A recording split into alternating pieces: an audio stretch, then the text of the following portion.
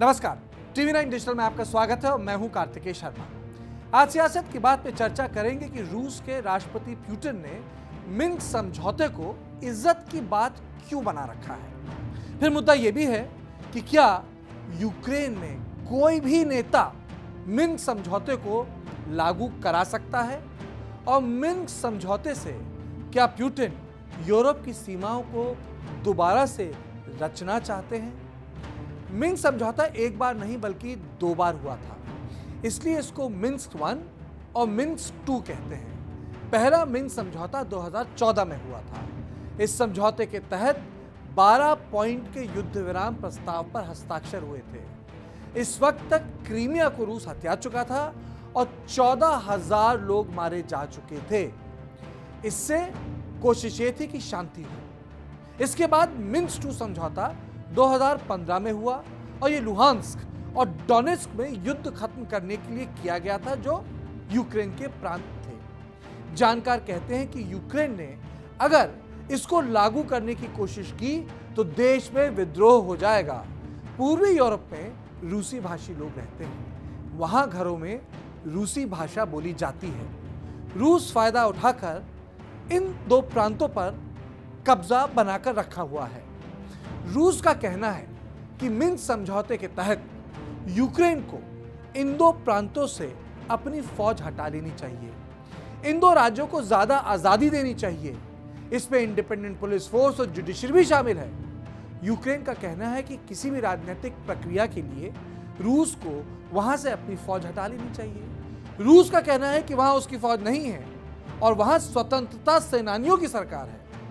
Ukraine का मानना है कि अगर ऐसा किया गया तो रूस इन 2 प्रांतों में उन उम्मीदवारों को जिता देगा जो मॉस्को के करीब हैं। ऐसे में डोनेट्स्क और लुहांस्क यूक्रेन में होते हुए भी रूस के क्लाइंट स्टेट बन जाएंगे, लेकिन ये यूक्रेन में ज्यादातर लोगों को स्वीकार्य नहीं होगा।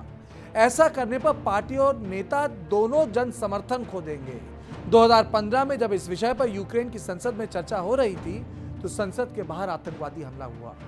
इसमें 4 सैनिक मारे गए। इसके बाद डोनेट्स्क और लुहांस्क स्वायत्तता बिल पर चर्चा रोक दी गई।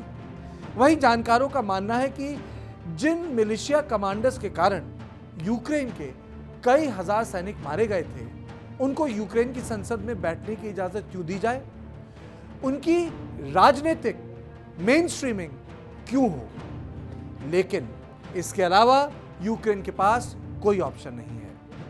कई जानकार कहते हैं कि इस समझौते को लागू करने से यूक्रेन के आत्मसम्मान पर चोट तो लगेगी, लेकिन युद्ध नहीं होगा। लेकिन इसकी कीमत यह होगी कि यूक्रेन के इलाके नाम के लिए यूक्रेन में होंगे, लेकिन इनका कंट्रोल हर तरीके से मॉस्को के पास चला जाएगा। 1990 में Berlin, America, Germany, France, UK और यूएसएसआर की बैठक हुई थी और उसके बाद पूर्वी जर्मनी का पश्चिम जर्मनी में विलय हुआ था। तब यूएसएसआर के जनरल सेक्रेटरी गार्बाचोव ने इसकी मुखालिफत नहीं की थी। कारण था कि 6 महीने पहले हुई अमेरिका के विदेश मंत्री डेविड बेकर और गार्बाचोव की बैठक में एक भरोसा दिया गया था। भरोसा यह था कि नेटो को रूस की सीमा के पास नहीं लाया जाएगा।